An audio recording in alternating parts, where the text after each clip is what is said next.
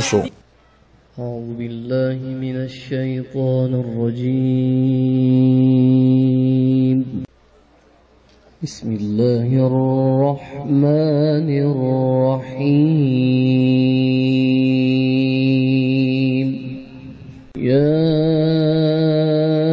أيها الذين آمنوا اتقوا الله ولتنظر نفس ما قدمت لغد واتقوا الله.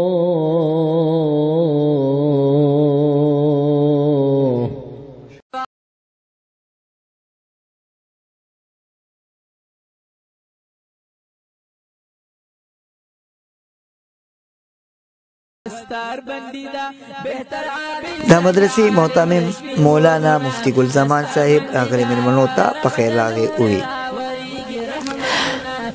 دا جامعہ حقانیہ شیخ الحدیث مولانا سید الرحمن دا بخاری شریف ختم اکڑو. دا هغوی په جبو کې دا هغوی په خلو کې دا الله جل جلاله د دې پاک نوم هغه خوند او لذت راشي. زبم دا کلمات ویم او تاسو ټول به هم دا کلمات یو ځل وایئ چې سبحان الله وبحمده سبحان الله العظیم صدق الله العظیم.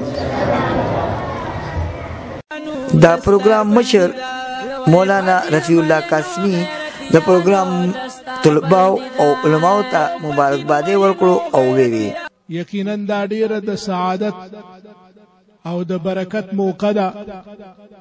یو طرف ته د الله تبارک و تعالی د عظیم کتاب کلام د هغې ختمونه شوي دي او بل طرف ته د پیغمبر علیه السلام د احادیثو خصوصا د بخاری شریف چې اصح الكتب بعد کتاب الله د هغه عظیم مبارک کتاب د هغې د اختتام موقع هم ده.